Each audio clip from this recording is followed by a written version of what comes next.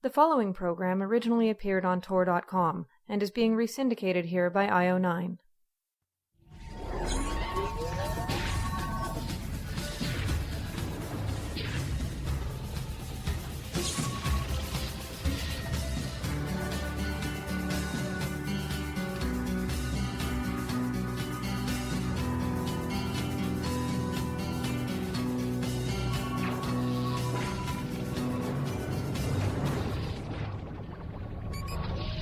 Welcome to the Geek's Guide to the Galaxy. Hosted by John Joseph Adams and David Barr Kirtley. Hi, this is Dave. And this is John. And welcome to episode 6 of Geek's Guide to the Galaxy. Today we'll be talking with author Cherie Priest. Her first novel was the Southern ghost horror story 4 and 20 Blackbirds. She followed that up with 2 sequels. And her most recent work is all set in her Clockwork Century milieu. Her latest novel is called Bone Shaker. It's a sort of alternate history, Civil War, steampunk zombie novel. Sounds really cool. And she's also been involved with George R. R. Martin's Wildcard, Shared World superhero anthology series. So we're looking forward to talking with her about that. And if you don't know what steampunk is, we'll just explain quickly, because I just have a hunch that's going to come up in this interview. So it's hard to explain what steampunk is if you don't know what cyberpunk is. So at the risk of getting off topic, we'll just explain what cyberpunk is really quickly. In the 1980s, as digital technology and computers, personal computers became more common, a lot of authors started thinking about what digital technology was going to mean for the future and for science fiction. A couple well-known examples are William Gibson's Neuromancer and Bruce Sterling's anthology Mirror Shades. Sort of took digital technology and virtual reality and drugs and a kind of anti-establishment viewpoint and featured bikers and hackers and people like that. And so all this was sort of fell under the cyberpunk label. So that was, sort of a well-known term to anyone who was reading or writing science fiction at the time.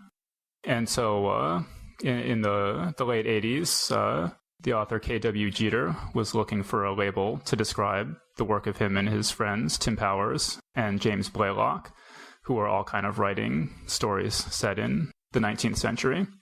And so the term he came up with kind of jokingly was steampunk, because the idea was that it was kind of like cyberpunk, except instead of cyber technology, it was going to be steam-powered technology.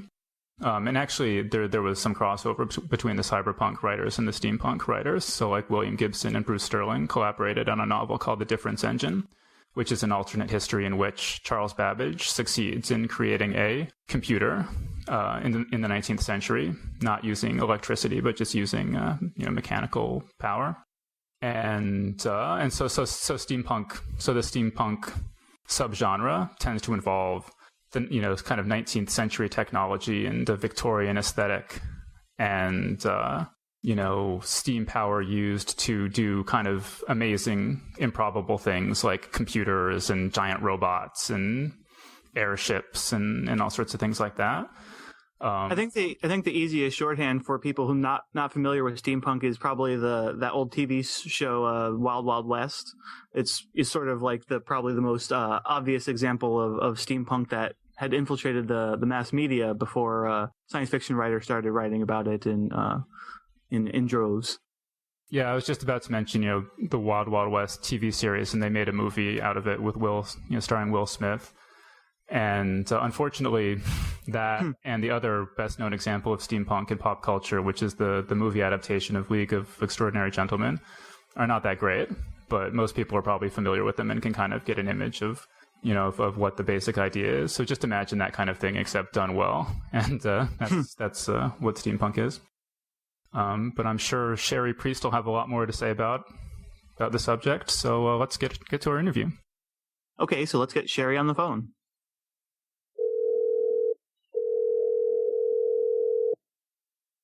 Hello. Hi, this is Dave and John from Geek's Guide to the Galaxy. Hi, how you doing? Good. So why don't we get started with a little bit of background? You're a self-described army brat. What was that like growing up? It was not actually the typical Army brat experience because my parents were divorced and I lived with my mother who was not military. My father and stepmother were. But I spent every summer with them and every other Christmas and every other Thanksgiving. And it was, pretty much every couple of years it was some new, exciting place. But my mother also moved every 2 or 3 years because of her profession. She was a teacher in a private Christian school. And I'm talking like little one-room schoolhouse stuff. And they like to move their teachers every few years because when you only have one teacher, the students will start to take on the strengths and weaknesses of that teacher. You know what I mean? So I moved every 2 or 3 years with my mom, and then my dad moved every 2 or 3 years. And when I was a teenager, I went to go live with my dad, and then I gave up on all of that and just moved into a dormitory and never went home again. Was that good preparation for being a writer? Yeah, in some ways, sure. I did a lot of traveling when I was young.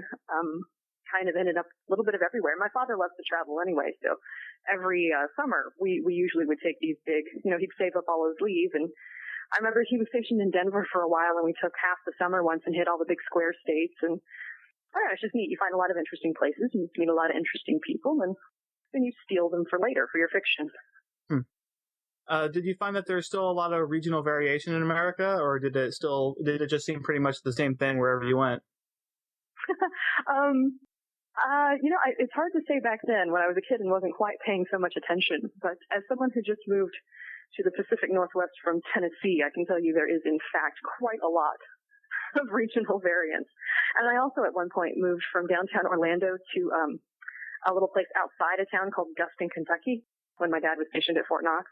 That was also quite a bit of a little bit of a culture surprise. But I mean, yeah, there's still an awful lot of regional variance, and sometimes it's really interesting. And I try to work very hard to get a good, solid sense of place in all of my fiction. And I think, I don't know, I think that's still possible. I think that's still something that's very interesting to make something a very specific part of a very specific place. So you've said that as a teenager you were a goth. Yeah. How did you get into that scene, and what's your impression of it now? And would you encourage other kids to go goth? I don't know. I mean, it was kind of tricky for me in Florida. When you're blonde and have a tan, it's very hard to be dark and sinister. When you're, dating surfers and you live in Orlando and whatever. I don't know. I really liked the music, and I had some friends who were into it, and I was in it for the clothes, I think, at a certain point. And I ended up going away. As I said, I lived in a dormitory I lived in a couple different dormitories over a span of about 5 years when I was away in a private Christian school. And so you kind of have to let go of it then because they wouldn't let us wear any jewelry. You couldn't even wear, dark nail polish or anything. So I kind of came back to it again in my early 20s. I jokingly call that my late Gothic revival. But I don't know, it's fun. And in Seattle in particular, where I've now lived, I guess, for about 4 years, there's actually a pretty solid goth scene here. And, if you move a long way and maybe you don't know anybody where you are, you start falling back into those old groups and old patterns. And some people start going to church again. Some people, find some civic club or some charity. And I just found the goth bar. So how did you get into fantasy and science fiction? Oh, gosh, I've always been into it. Probably... this will sound awful, and I tell this story from time to time, but it's true. My mother's family, I was raised in, it is only a slight exaggeration to call it an eschatological cult, where Jesus is coming back any moment. They were kind of, technically I was raised Seventh-day Adventist, but my mom kind of right on the fringe of what's considered acceptable and normal even for them, and they're a weird group to start with. So, she was like Third-day Adventist? Yeah, it was like really crazy. But it's hard to articulate now, and when I talk about it now, people are kind of, wow, that was really, really strange. Well, when you're a kid, everything's normal. So, but my first great, tremendous overriding fear, I remember being about 3 or 4 years old, around the time my parents were starting to divorce, was my mother telling me, well, Jesus is going to come back any day now. And we're all going to go to heaven, but you can't take your dog, and your dad's probably not going. He doesn't love you anymore. And I mean, so you get the idea that at any moment the sky's going to open and the world's going to end. And I remember being a little tiny kid and thinking that was the most horrifying thing. But it got me interested in things that are frightening and things that are scary. And I got into horror first. And obviously my mother would not let any of this stuff in the house. Like, I wasn't even allowed to watch Super Friends, which was, we're talking like late 70s, early 80s here, you know, the cartoon with Superman and Wonder Woman and all that. I mean, because that looked like magic, and we're not allowed to have any of that. I couldn't watch Scooby-Doo because there are ghosts in that, and ghosts, as we all know, are merely, you know, minions of Satan, so that's bad. And my dad figured out that I liked mysteries and scary things, so he took me to the library and checked out some Nancy Drew books for me and said, "You better hide these from your mom." So I did, but she found them, and she threw them away, and she made me pay for them out of my allowance because I should have known better than to invite the presence of the devil into her home. Wow. So, right. So when these things are so taboo and so prohibited, I mean, obviously it was all I wanted, you know, like, well, what's so special about that I can't have it? And like I said, my dad figured this out, and my mother had this really strange workaround. And I realized this isn't going to make any sense, but here you go. If an author was dead, they were okay. Like, if they're dead, it's literature. So my dad starts giving me, like, he gave me the Edgar Allan Poe compendium, you know, that big brick of a thing that'll sink a canoe. And the Sherlock Holmes anthology and some H.P. Lovecraft and he's flipping me all this stuff when I'm 10, 11, 12 years old, you know, and my mom's like, "Well, this looks like literature. It's hardback and it's very small print. Okay." Mm-hmm. When did you sort of stop believing that the world was going to end at any moment? I remember trying to have those conversations with my mom and with my dad later too. Like, well, how do we know what we believe is right? How do we know that we're right and everybody else is wrong? And when my mother's like, "Well, the Bible tells us, you know, blah, blah, blah, blah, blah." And my dad's like, "Well, you don't." That's all. You just don't. And when I was about 15, I got into some trouble. We'll just leave it at that. I have a little bit of a juvenile record, but it's not anything big or terrible. I got into some trouble, and I ended up kind of in this little adolescent facility run by the Adventists. That was also a lot of fun. And my dad got me out, and I went to go live with him. And kind of that was the break. Just this understanding that this is just an institution. This is just a facility. This entire religion. and maybe everybody's, I don't know. And I've kind of made my peace with religion in my old age, but, you know, for a very long time, it was something that I had a great deal of resentment towards. So what sort of early writing did you do, and how did you break into print? I think the first novel I ever tried to write, oh, God help me, it was called Reign of the Desert Snow, and it was spelled R-E-I-G-N. And I was 12 years old, and I was writing this novel about me and my cousins fighting drug dealers in Egypt. And I got like 300 pages on the thing, and then the desk died, and I was inconsolable for about a week, and then I started writing something else, you know. I guess I wrote about 5 or 6 books, starting when I was about 12. And when I was finally in my 20s, after about 10 years, you know, you finally start to kind of build up to, at least when you start that young anyway. And I started fiddling around with this new project called 420 Blackbirds. At the time, I was a full-time grad student working 3 jobs. And one of those jobs had me as I was the assistant director of a school-age childcare program, kind of a before and after school thing. And I tell you now, there's nothing on earth quite so creepy as small children. I mean, they're hilarious. But I'm working with these little kids all day, and so my first horror novel kind of grew out of that. And I started working with it, and I was fiddling with it, and I do a chapter or 2 here and there. And I had a live journal, but I hadn't really had for very long. This was, I guess, maybe back in maybe 2002.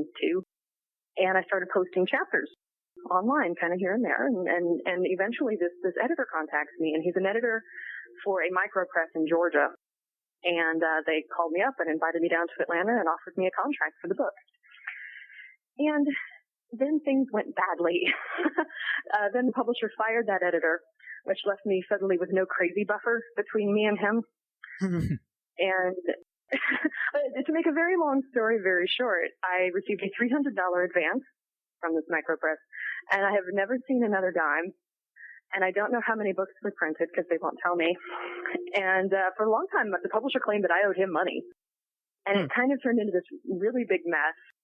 And coincidentally enough, and strangely enough, about a year before these people had contacted me, I'd pulled together a proposal and a pitch and some sample content, and I had sent it to Tor and a handful of other places too. And I've gotten a form rejection, and you know, you pick up the pieces of your shattered life and you move on, no big thing.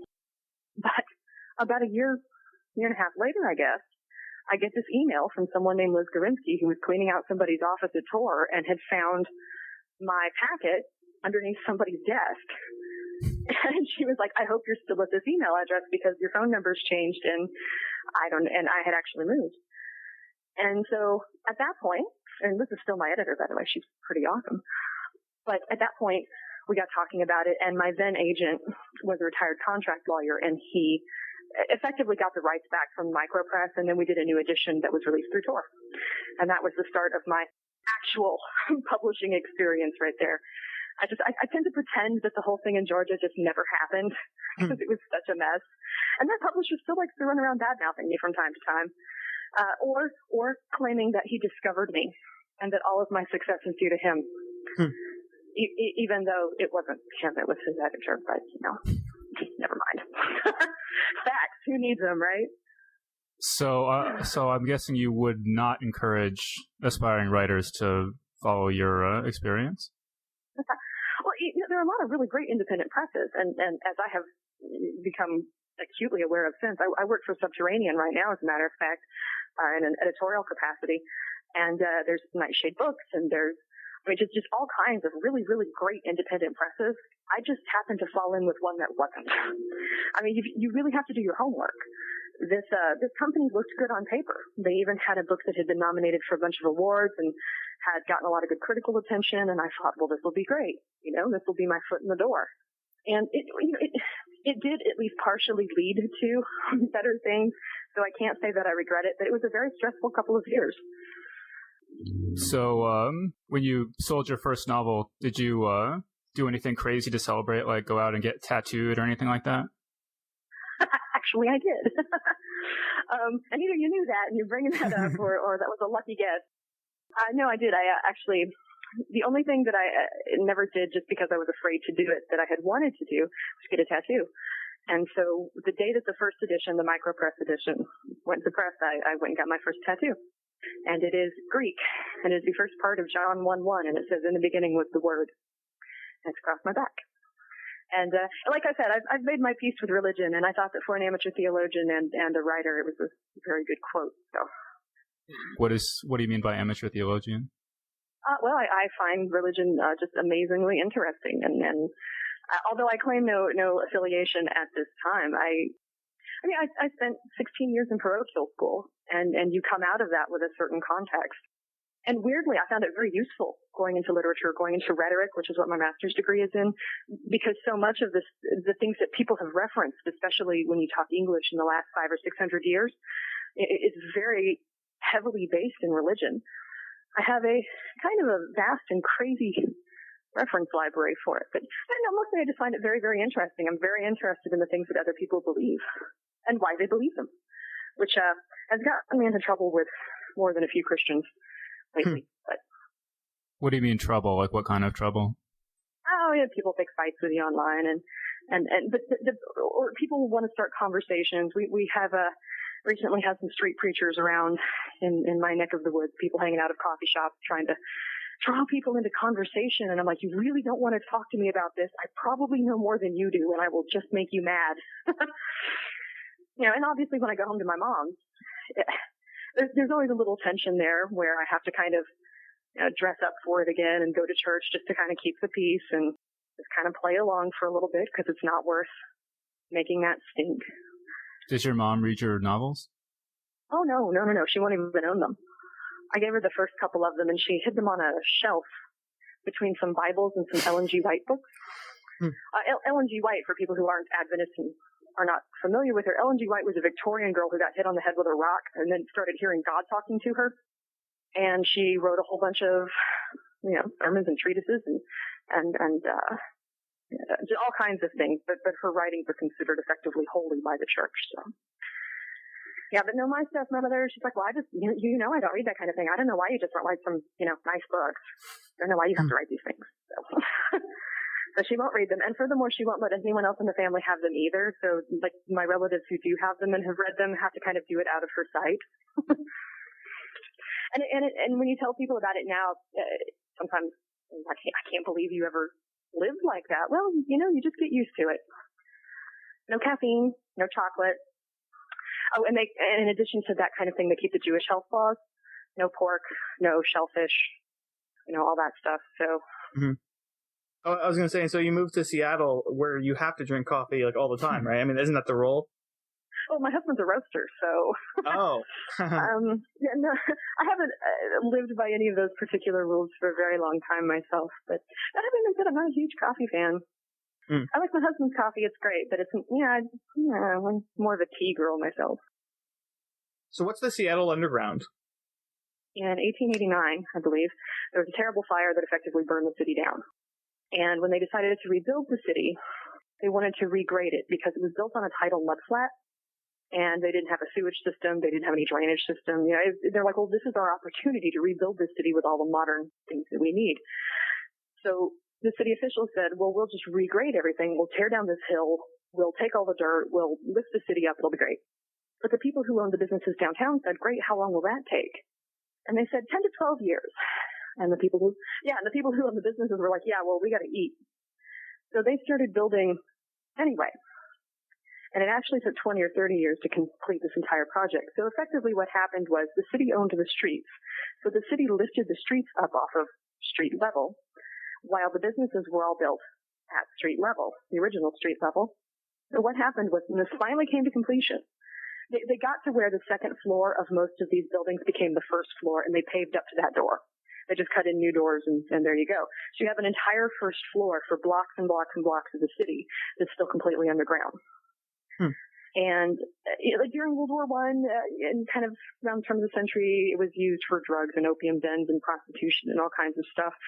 And sometime, I believe, around World War II, they closed them all together because there were rats down there, and they were afraid of, basically plague. So it was completely shut down. Nobody was allowed to go there.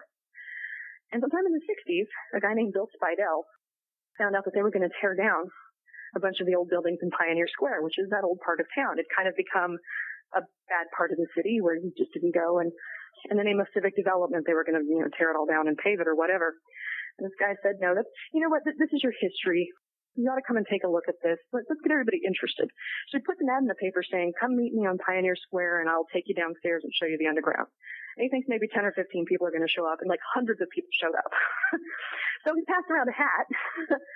And that was, I think, I want to say 67. I'm not sure. 67, 69. And the tours have been running ever since. They run them several times a day. And you pay a little fee that basically covers the rental fee for going underneath all of these buildings, which are presently in use. And they take you on a 2-hour tour. And so is the Seattle Underground featured in any of your work? Kind of in Bone Shaker. It's a different sort of underground.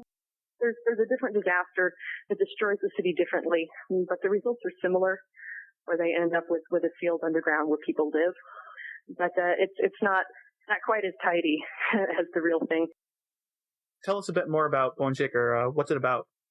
Well, it's kind of my alternate history, steampunk zombie version of Seattle. It's a fun alternate history universe, and I could spend all day explaining it. And it's got to do with the Civil War running for 20 years and a terrible natural disaster and blah blah blah. But at the end of the day, it's a story about a runaway boy and his mother who risks everything to go inside a walled city full of zombies to save him. So that book sort of combines two of your passions, I think, right? Steampunk and zombies. What are some of your favorite examples of steampunk and zombie literature and/or film, etc.? Oh gosh. Well, I guess probably the first I ever really loved was The League of Extraordinary Gentlemen, not the movie, but the comics. And I got started on those and loved them. And for zombie stuff, I've got to say World War Z by Max Brooks. I mean, it's just amazing. And I love the Dawn of the Dead remake. I love video games. I love Resident Evil and that whole franchise. And Silent Hill kind of has quasi-zombies in it, and I love all of those too. I want to think there was some other franchise that was really obvious that I'm missing. Bioshock's splices they're not really zombies, but they might as well be. They're violent, they attack you, they try to kill you, and they're kind of mindless. Oh, and the 28 Days Later franchise, that's also pretty good. And Zombieland was funny as hell. I don't care what anybody says. but yeah, I would like to think that the book isn't actually about the zombies, and it's something that people bring up in reviews every now and again, either to either in praise or detriment. People will be like, well, I was kind of afraid this was just going to be a zombie book, but the zombies aren't really very important, and that's really cool. Or I wanted more zombies. This sucks. Not enough zombies. So you just can't please everybody. No, zombie fans are very hard to please, as John and I have discovered with The Living Dead. It's a wonderful anthology, though. Gosh. Oh, thank you. Thank you. Just saying. Especially that story by David Barr Kirtley. Yeah, that was awesome. Okay, so, you mentioned video games. Do you have any other geeky hobbies?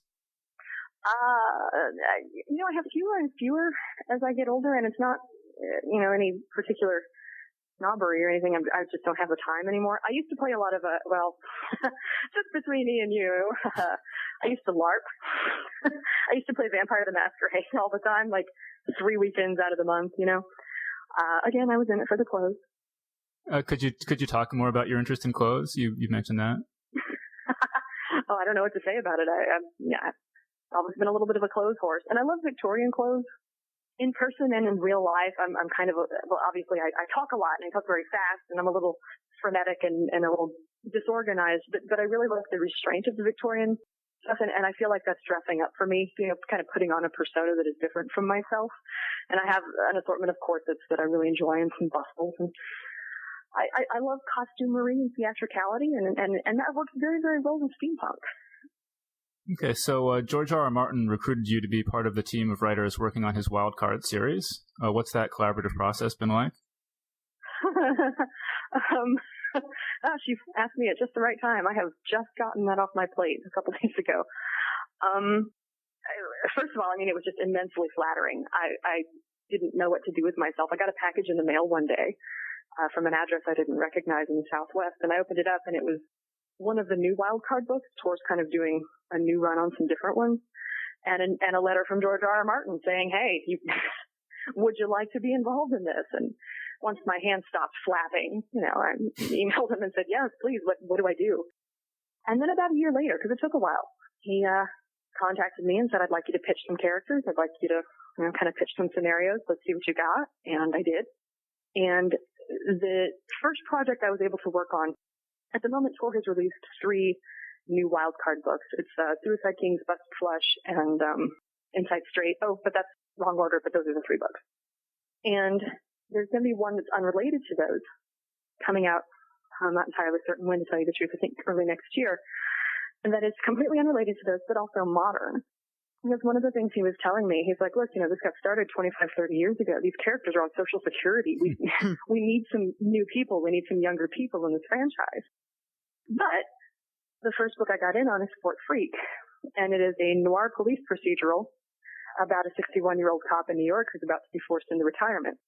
And there's one case that comes back to haunt him that he has to solve before he retires. Basically, the way it's going to work is that's the frame story, and then there's 9 novellas that go in the middle of the book. It's kind of a mosaic piece. And each of the novellas has some clues and, that kind of thing. So while we're pitching our specifics, he's like, now you newer people, I don't expect you to, go out for the frame story or anything, but I want to see how you want to fit this in. But I got a really great idea for the frame story. So I started bothering him about it. I said, what about this? And okay, well, here's what I like about this and here's what I don't. Okay, so I'd go back and rewrite it. I'd try it again. And after about 4 or 5 pitches, he was like, okay, stop. Don't send this to me anymore. I'm like, okay, I'm really sorry. He's like, no, we're going to use it. And you're going to have to write it. And I nearly had a heart attack. But it's been several Sundays spending all afternoon on the phone with George and a legal pad, and I have an entire hanging file system with all the old characters and all their bios, and trying to go through all the old books because I hadn't read them all, and just doing this crash course in this 30-year-old superhero universe in order to write with all these characters that aren't mine. And it was one of the toughest things I've ever done. And then right around Christmas, he gets back to me after I'd handed in the first draft a few months before. And he's like, okay, I need a new draft. I need the second draft by January 15th. He told me at Christmas while I'm out in Kentucky at my dad's. I'm like, okay. But then he accompanies it with 15 pages of notes, single-space type. I've never gotten an editorial letter like that on anything I've ever done, much less a 32,000 word piece. So I ended up rewriting about 14,000 words of it, and I mean, just killing myself trying to pull everything together and get everything he wants in there. And obviously I don't know yet how it's been received, but I certainly hope he likes it. And I feel like the whole experience has kind of been like a leveling up. Like I could not have done this.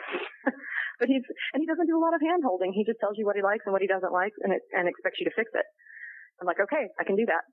Whatever you want, tell me what you want, I'll do it. And it's just been kind of a very different experience for me, but really, really great. And I'm thrilled silly to be included in it. So you're a big proponent of Dragon Con? Oh, I love Dragon Con. Dragon Con is special to me because I'm from the Southeast and I don't live there anymore. So it's kind of my 1 week a year to go home. And it's kind of like going back into the high school cafeteria. I mean, I know everybody there. I know half the people who work there. That sounds like my worst nightmare. No, it's great. And it is a big convention. It's very crowded, and a lot of people either love it or hate it. But I love it, and the reasons that I love it may, your mileage may vary. So what are you working on now, and what should readers be watching for? Oh, right now I'm actually taking a little bit of a breather, and I do mean a little bit of a breather. I just on the 15th handed in that thing for George, and that had been eating my life for about 3 weeks. However, I'm working on pitching 2 more Clockwork Century novels that are kind of set in the same universe as Bone Shaker, and I have a young adult project I may chase down, and a unrelated steampunk project that I want to put together. But as for what's actually coming out soon, actually the pre-orders for Clementine were just announced today. Clementine is a book that Subterranean is doing. It's a novella, due largely to the first refusal clause of Tor. But so we have this novella called Clementine that's kind of a sequel to Bone Shaker. It's well, let me put it this way. If you've read the book, there's a character in there named Croghan Haney, and he's a pirate and a dirigible captain. And at the end of Bone Shaker, something very important is taken from him. And Clementine is the story of him going and getting it back. So it's not really a direct sequel. He's not one of the main characters in Bone Shaker, but I really, really liked him, and I thought he got the short end of the stick in that book, so I wanted to fix it. But that will actually be available at the end of May. And the formal sequel, also from Tor anyway, is called Dreadnought, and I believe that will be out sometime in the fall. Still not real sure about that yet. And it's kind of like Clementine. It's not a direct sequel. It's just the one that comes out from the same company that published Bone Shaker, but it has some of the same people in it. There's a character in Bone Shaker named Jeremiah Swackhammer, which is a name I actually stole off of local television. But Dreadnought is about his daughter coming. She lives back east in Richmond, and her journey to come meet him at the end of Bone Shaker. Something happens to him too, and he sends for her. He tries to contact her, and he hasn't seen her in years. But it's about her trip coming out west to find him. So it's got some of the same people, and there's some of the same touchstones, both of these books. But you won't need to have read Bone Shaker to plug into them. At least that was the intention.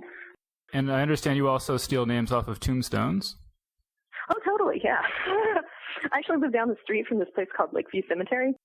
And back around the turn of the century, when property values in Seattle kind of started to go skyrocketing a little bit, they decided to move all the old pioneer cemeteries. They just relocated them up to where I live on this hill, and now they all live in Lakeview Cemetery. So the old 19th century graves that used to be downtown, they're now up here. And I'll just take a notebook and go wandering around the thing and just like, oh, what an awesome name. I'm going to write that down. But no, I was watching the local news, and somebody from the Washington Department of Transportation was on TV talking about some construction work, and his name was actually Jedediah Swackhammer, I think. And I saw that on the screen. I'm like, I need a pen. I need a pen. I have to save that. But I decided it was too many consonants, so he turned into Jeremiah Swackhammer. So Jedediah Swackhammer, if you ever hear this, you're awesome. So do you have any short stories coming out, say in any zombie anthologies? Say in any zombie anthologies? Well, I hear there's going to be a follow-up to The Living Dead, and I wrote a Clockwork Century story for that called Reluctance.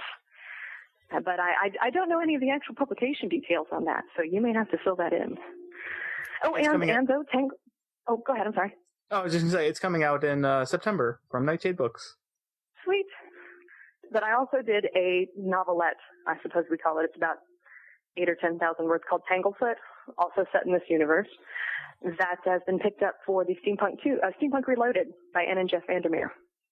But Bill will kill me if I don't say. For Retro Pulp, there was Retro Pulp Adventures, the Joe Lansdale anthology a couple years ago. There's a follow-up called Son of Retro Pulp, and I do have a story in there called The Catastrophe Box. Okay, great. So everybody definitely check those out. And Cherie Priest, thanks so much for joining us on Geek's Guide to the Galaxy. Well, thank you so much for having me. And that was our interview. So thanks so much to Cherie for joining us on the show. That was pretty crazy. All that stuff about her childhood, being raised in an eschatological cult, as she put it. Although easy for her to say. Yeah, that sounds pretty horrible. Although at first I thought she said a scatological cult, and that actually sounds even worse. I agree. Although actually, John, what do an eschatological cult and a scatological cult have in common? I don't know. I gave up. They're both obsessed with bullshit. Thanks. Did you just make that up? Are you kidding? I spent all morning on that. But thank you. What do you mean? It's a Dave Kirtley original. Is what I mean. Oh, you mean Nice. did I steal it from somewhere? No, I made that was all me, baby. All right. That's pretty good. But, when she mentioned how she got into a little trouble as a teenager, I was going to say, now I assume that the little trouble that she got into was attempted murder of some contemporary author that she really wanted to read, because if she killed them, then it would be okay for her to read them according to her mother's rules. Yeah, she's like, it was just a little trouble. It was just attempted murder. No one actually lost their lives. Don't freak out. All right. So, but no, like when she was talking about all that stuff, it was reminding me of how, when I was growing up, there was this kid I was friends with, and his mom was kind of like that. The thing that really sticks in my mind is she wouldn't let him play Legend of Zelda because, in Legend of Zelda, you go into these underground mazes and fight monsters. And she's like, that's just like hell. I always felt so bad for this kid. He and I, we used to just, shoot baskets in my driveway and argue about evolution and stuff like that.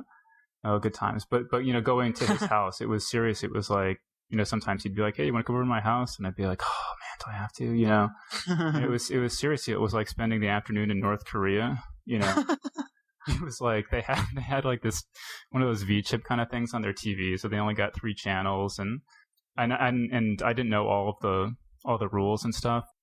And so every once in a while I would just make some innocent comment and he and his sister would kind of like freak out and be like, no, don't say that. And his mom would kind of glare at us in from the kitchen and they're like, no, he didn't mean it. Don't make him leave. And it was seriously, it was like, everything was controlled. All your sources of information were controlled. You couldn't protest. You couldn't say anything against Great Leader. You just had to praise Great Leader with everything you said. You could only sort of mouth Orthodox approved slogans and stuff. And sounds like kind of an awesome science fiction story. Yeah, but but you would just walk out of the house and just breathe a sigh of relief. You're like, oh, I can actually be myself now. And they moved away when we were still like in middle school or high school. So I don't know whatever happened to him. I hope he escaped from that environment.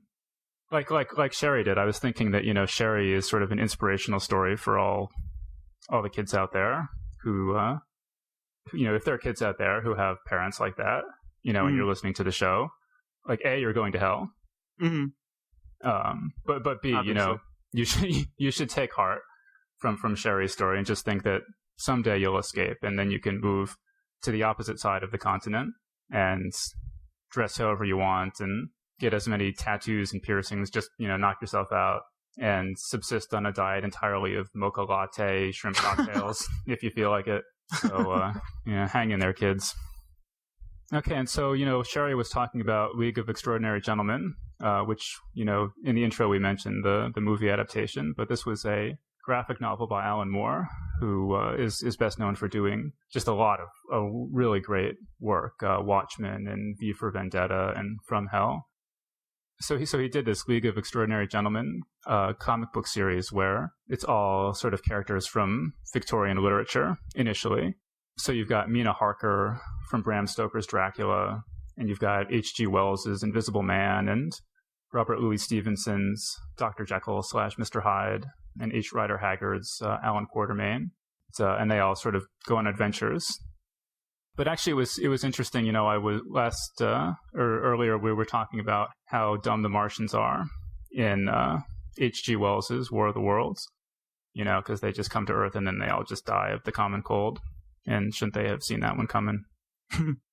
But I was thinking, actually, after we were talking about that maybe, you know, who knows what Martian politics is like.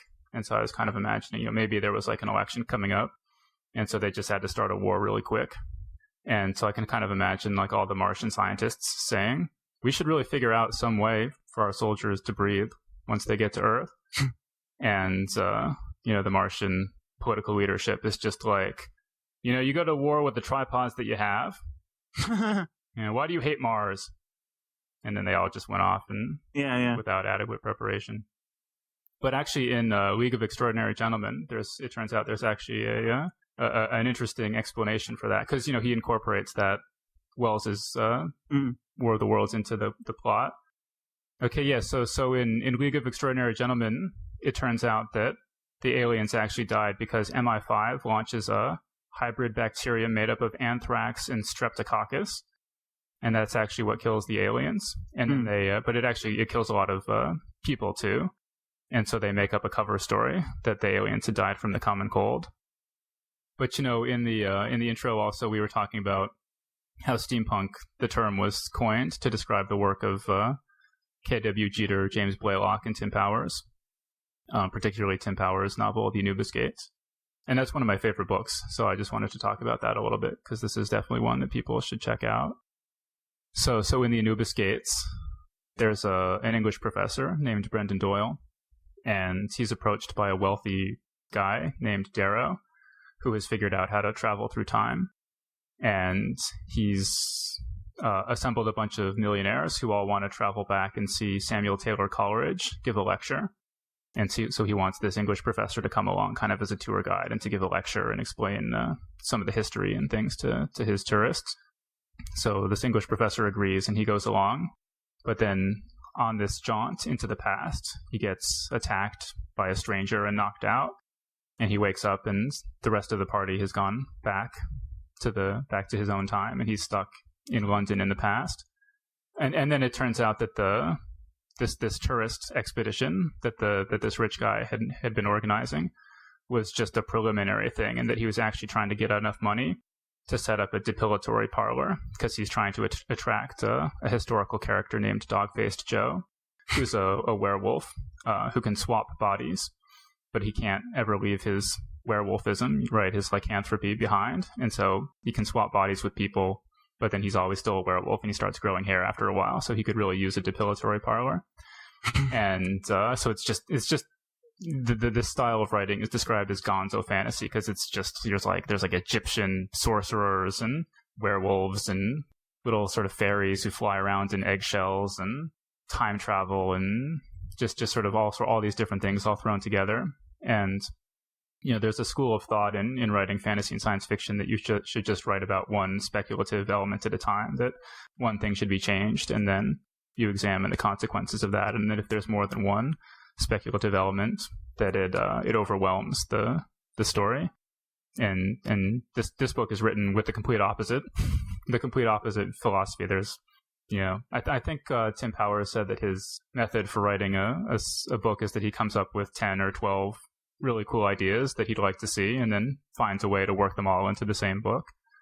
Oh, and the English professor is a scholar of a poet named William Ashbless. And I guess the story behind this is that when Tim Powers and James Blaylock were in college, they joined this sort of campus poetry club. And as these things tend to be, the poetry was just really, really dreadful. And all the poets would all kind of get together and tell each other how brilliant they all were. So these two guys got curious about just trying to write the worst poetry that they could and turn it in and see if anyone would if they could ever write anything so bad that people would actually point out that it actually wasn't that good. But they didn't want to, you know, they didn't want their own names on this really bad poetry that they would be turning in. So they made up this fictional person named William Ashbless. and so they would turn in the poetry under his name. And after a while, they kept turning in this poetry, and nobody had ever seen this guy. And so they made up this story about how he was just this sort of like really disfigured student and really reclusive, and so he didn't want to come out to these meetings. And so the character just kind of took on a life of his own and appears. There's sort of references to him in various works by these guys and their friends. Okay, well, let's talk about this recent Sherlock Holmes movie. Mm-hmm. I really thought this was great. I think that if you didn't think that this was a fun time at the movies, you must be smoking crack, or at least injecting cocaine into yourself in a 7% solution. But my dad really likes action movies, and my mom won't watch anything that has even a hint of action or suspense or violence or anything like that. So every time I go to visit my parents, my dad's always like, "Hey, you want to go see a movie? Are there any James?" He's kind of like shaking. He's like, "Are there any James Bond movies out?"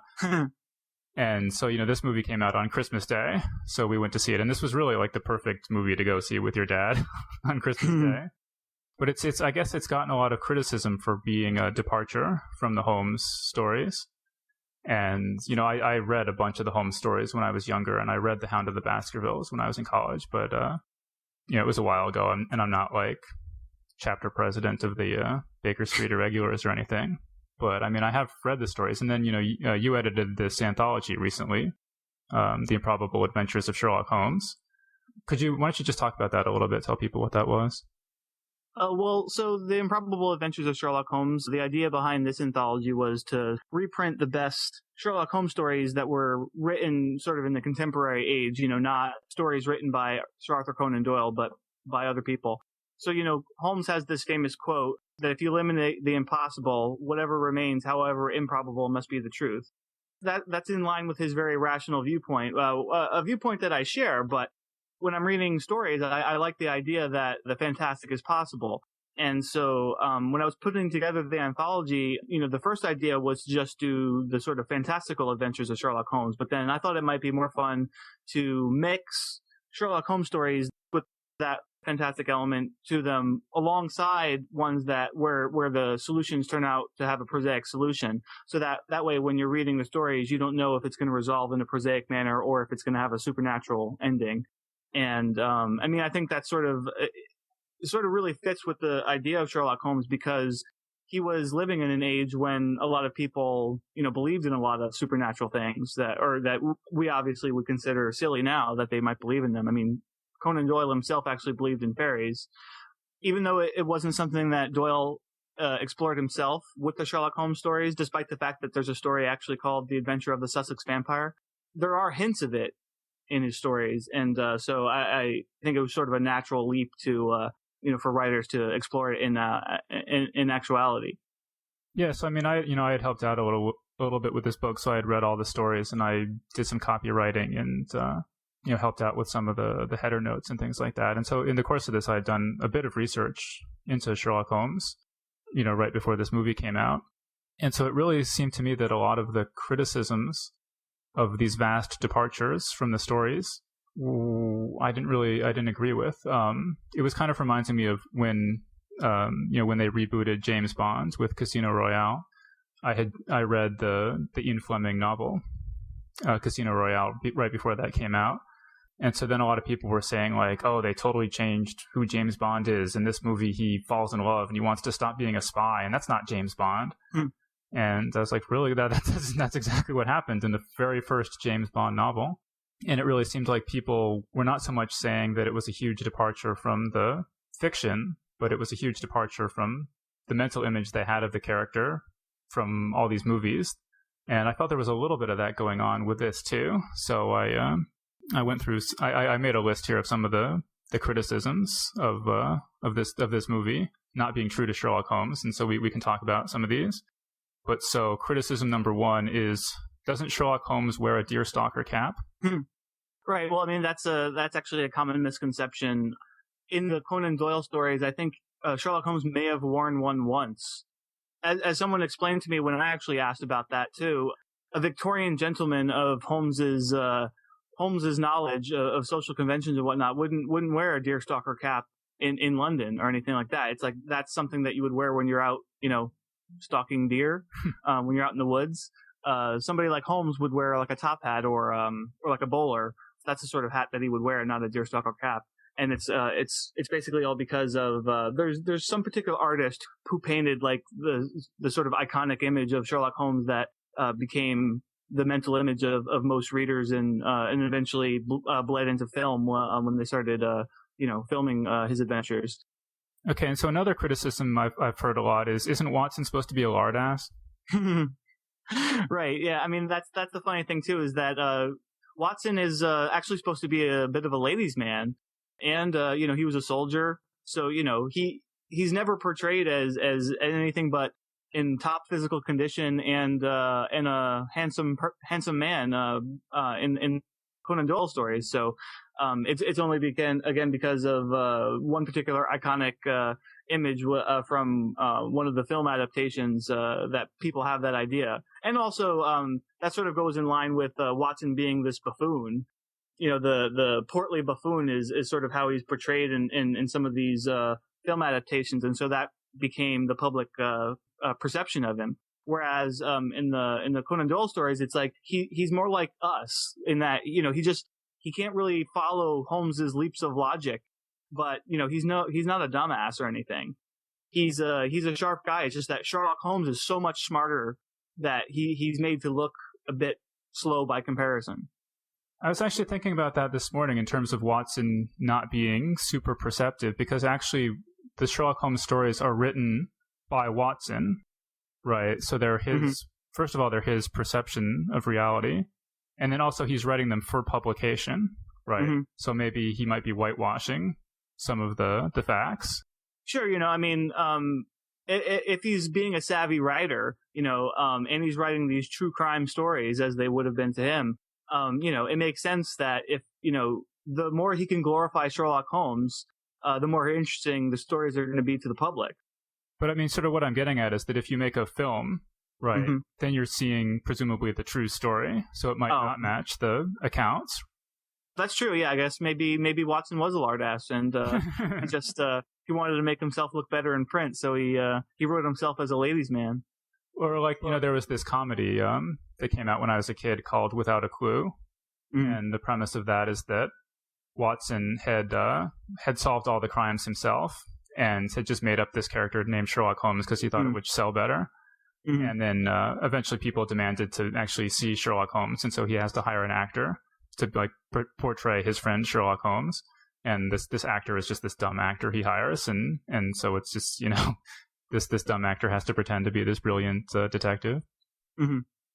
But so like another criticism of the movie is that I've heard a lot is that Sherlock Holmes is not some sort of martial artist as he's depicted in the film. I'm surprised how many people actually are unaware of the fact that Sherlock Holmes was well known to have mastered the martial art of Bartitsu. So it's this sort of cane fighting technique. There's actually some debate about it in Holmes circles because Conan Doyle actually he doesn't spell it Bartitsu. He spells it like Baritsu or something, which doesn't exist as far as anyone can tell other than in Doyle's stories. But Bartitsu, which it was around at the time, is this sort of cane fighting technique, which they actually do visually depict pretty well in the movie. They show him sort of whipping the cane around like a martial artist, so that was a real thing. And but Holmes is described by Conan Doyle as being able to kick some serious butt. It's just that as I point out in the introduction to the anthology, it's like he can kick your ass, he'd just rather outsmart you.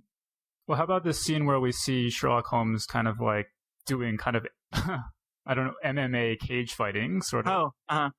Yeah, I mean, he's also supposed to be basically like a Gold Gloves boxer. I mean, it's like, so, Bartitsu is mentioned, but then also, he's supposed to have great pugilistic skills. And again, like in the adventures, Conan Doyle wrote, he never really shows them being, used, but it is mentioned that, he definitely has that in his background. Well, the MMA style fight is a bit extreme, but I mean, I think it kind of works in the movie. Because I think the whole idea of Sherlock Holmes doing drugs is that his mind is so busy that if he doesn't have any case or anything, he has to do something to distract himself. And so the drugs sort of numb his mental processes enough that he can actually get through the day. And so I think like the idea of him doing this like sort of hardcore fighting can kind of serve some of the same purpose. Because I mean, if he's so invested in this rigorous physical activity, then, he can't, his mind can't be running a million miles a minute but with nothing to do. And also they kind of show how I thought it was really cool how they sort of analyze sort of blow by blow, like how he's like sort of like a chess master playing against some newbie. And it's just like he knows exactly what he's going to do, and he's just sort of he's toying with this guy, even though he's like this big gigantic Hulk. Once he decides what he's going to do, it's like he just executes it. Yeah, and I did come across this quote from the story The Sign of the Four, where Holmes introduces himself to a prize fighter, and he introduces himself as, quote, "the amateur who fought 3 rounds with you at Allison's rooms on the night of your benefit 4 years back." And this prize fighter says, "Oh, you're the one that has wasted your gifts you have. You might have aimed high if you had joined the fancy." And so, I mean, there is this idea that he does some sort of amateur boxing against people. Mm-hmm. And yeah, it does. I could be wrong, but sort of my perception of Sherlock Holmes is kind of this manic depressive sort of guy. And when he's on a case, that's what he lives for. And he's totally in command and totally in charge and knows exactly what he's doing. And then when he doesn't have a case, he doesn't know what to do with himself and does engage in kind of this depressive, destructive sort of behavior. That just got me thinking of the age of Sherlock Holmes, because when he's in The Sign of the Four, when he's talking to this boxer, he's talking about his amateur boxing, which we would presume, happened a couple of years earlier. But like in the first Sherlock Holmes adventure, A Study in Scarlet, Holmes is basically just like right out of college, so he's like probably in his early 20s. And, we don't necessarily think of that all the time. I mean, I guess because of the film portrayals. And so seeing an actor who's probably obviously older than that, even if, still young. But the age thing is actually one of probably the biggest discrepancies that I saw that was in the movie that nobody really talks about. I mean, Sherlock Holmes in the movie is like, sort of middle-aged or something. I mean, was he about 40? I mean, how old Robert Downey Jr.? About 45 or so? Yeah. I mean, obviously he could have been playing the role younger, but, he's obviously not in his early 20s. Then again, Holmes had a very long career, so, I mean, they could have been trying to depict this at some point later in his career. Obviously, he and Watson had already been partners in crime for quite a long time at this point in the movie, since they're sort of at the point where they're ready to split up. On Wikipedia, they mentioned that there had been critics hostile to the departure from the source material, and they linked to 2. Mm-hmm. And so I sort of read through them, and they didn't really, they complained about, they're like, they made it all cool and fun and action-packed and appealing. How to dare people. That's not Sherlock Holmes. And that's kind of an odd. It's like the same criticism Star Trek got. Yeah. But as far as I could find actual sort of specific substantive criticisms, well, it was kind of funny reading these reviews, because one guy was complaining about how far removed it was from the source material and how they had just totally trampled this literary classic. And he's like, who's this woman? She seems to have some mysterious past with Sherlock Holmes. And just, I don't know, I can't take this guy seriously. Well, I mean, how could you? I mean, that's such a I mean, everybody who's read anything about Sherlock Holmes knows about Irene Adler. I mean, well, the dumbest one I thought from this same guy's review was, he says, "This is supposed to be a Sherlock Holmes adventure, but Professor Moriarty is hardly in it at all." Yeah, of course, Moriarty was only in like one Conan Doyle story, so it's really kind of ridiculous to say, "Oh, well, hey, where's Moriarty?" I mean, how could you have Sherlock Holmes without Moriarty? It's completely ridiculous. But then the other thing is this idea that how dare they introduce the idea of black magic into Sherlock Holmes? I guess you talked about that a little bit, but I distinctly remember that in The Hound of the Baskervilles, it's strongly implied that the Hound is a ghost dog. Oh yeah. Right? Oh yeah. I mean, in The Hounds of Baskervilles, and also, like, as I mentioned, the Adventure of the Sussex Vampire. I mean, the possibility of there being a supernatural explanation existed in several of the Holmes stories, certainly in those 2. But, I mean, it's completely ridiculous to complain that, that the idea that there might have been black magic going on could have never happened in a Holmes story. No, I mean, that's not true at all.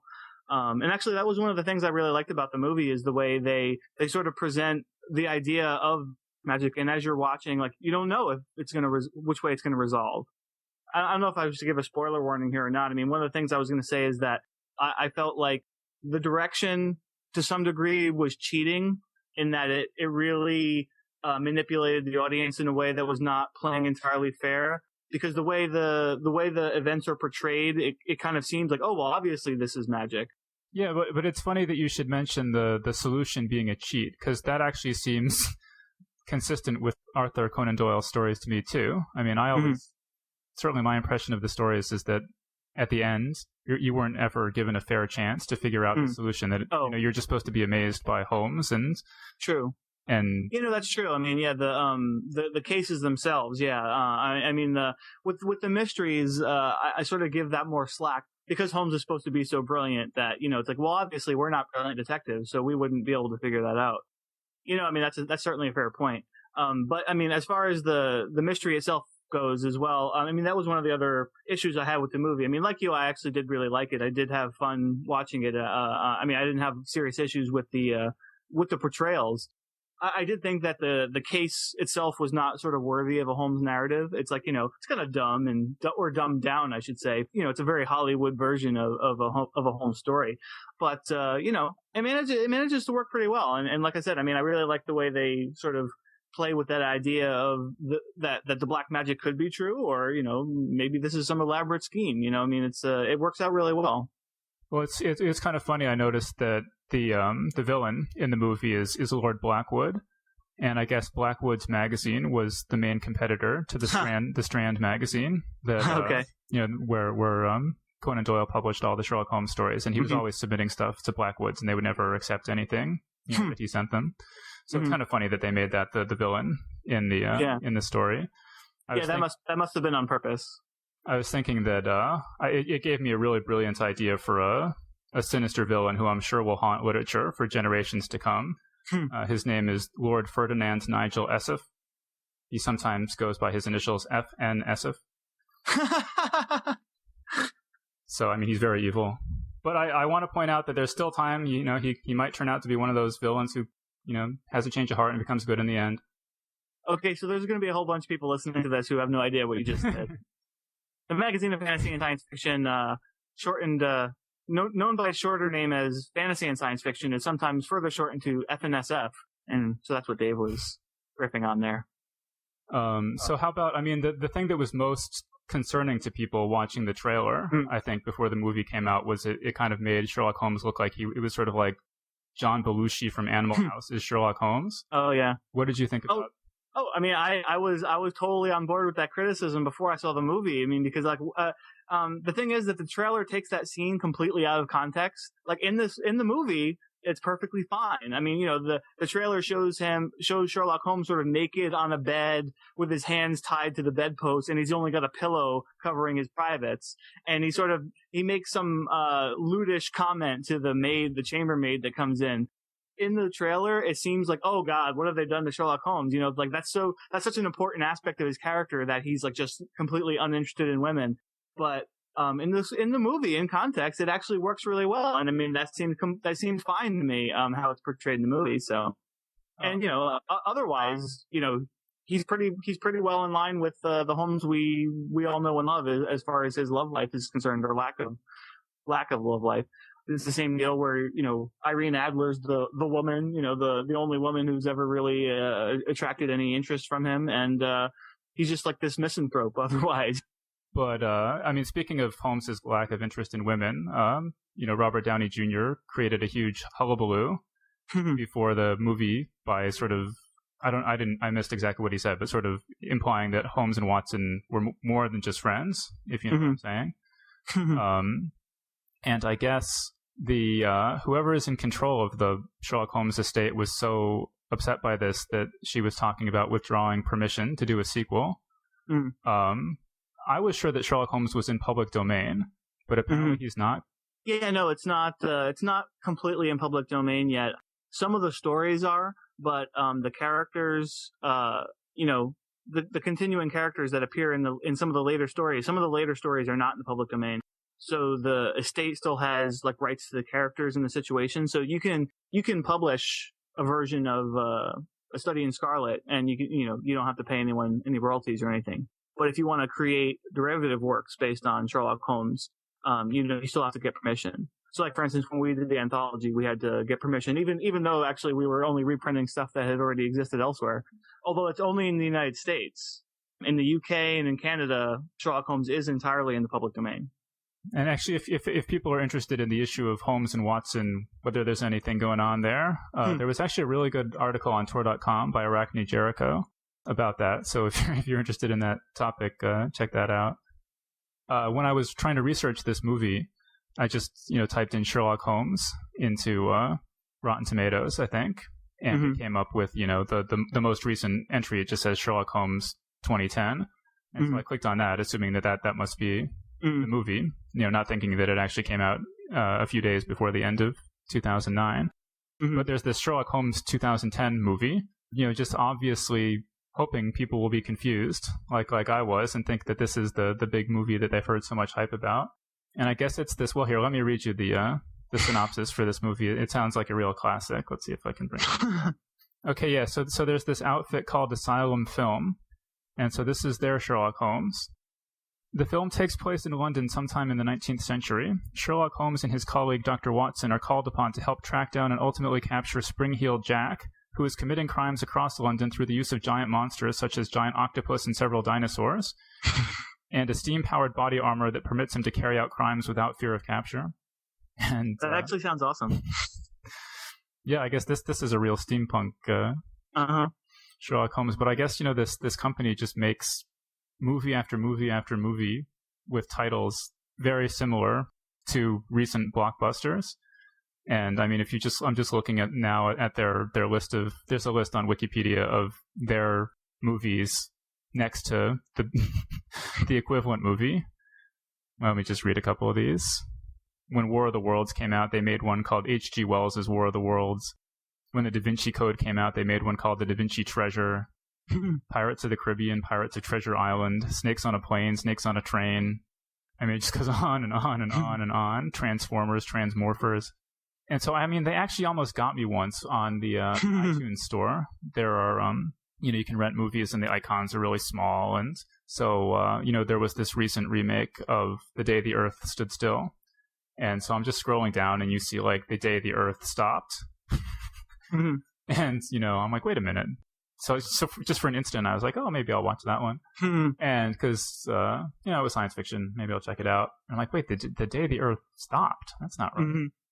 And so, I mean, obviously, I know the title, but I can imagine just normal people could easily download that movie thinking that was the recent big budget movie that came out, But actually, speaking of this company and like the Transmorphers, it really couldn't be any worse than Transformers, could it? I mean, the script is probably better. Well, but I think they make these things all for like a $1 million budget or something. And so, as bad as Transformers is, at least the special effects had a lot of money spent on them. I mean, when they're talking about a giant octopus and steam-powered suits and a dinosaurs attacking London and stuff, I'm imagining, like, how can you do this for under $1 million? Those dinosaurs, they drive a hard bargain, They don't work for cheap. So wait, what is their Sherlock Holmes movie actually called? Is it called Sir Conan Doyle Sherlock Holmes, or? No, it's just called Sherlock Holmes. But that's what Guy Ritchie's one is called. Yeah. That's exactly the same title. Same title, yeah. They're not even trying now. They're not even trying to differentiate. Yeah, so we're just about out of time now. There's just one other steampunk-related thing I wanted to mention. Apparently the first full-scale museum exhibition of steampunk art is showing right now in Oxford, England, at the Museum of the History of Science. It's running through February 21st. This just looks really cool. I'm jealous of anyone who lives in Oxford. But so I don't know if there is anyone out there in Oxford. Think about going to this, and if you do, post a comment and let us know what it's like. Actually, I wanted to add one thing too. Is if any of you listening don't know much about steampunk, but you're intrigued by it and you want to learn more about it, really a great book to pick up is the anthology Steampunk, edited by Jeff and Ann Vandermeer. It's sort of the definitive steampunk anthology, collecting the best of the best of steampunk. And they're actually working on a follow-up volume to that called Steampunk Reloaded. So, if you enjoy that, look for Steampunk Reloaded to come out next year or so, I think. And that was our show. Thanks everyone for joining us. And be sure to join us next week when we'll interview Steve Ely, host of the popular Escape Pod science fiction short story podcast. See you then. The Geek's Guide to the Galaxy is a production of Tor.com. For this episode's show notes or to subscribe to this podcast, visit Tor.com and click on Podcasts. For more information about your hosts, visit JohnJosephAdams.com or DavidBarrCurrently.com. Music and voiceover produced by Deadsville 9 Entertainment. If you've enjoyed this program, tell your friends. If you didn't enjoy it, tell no one. Thank you for listening.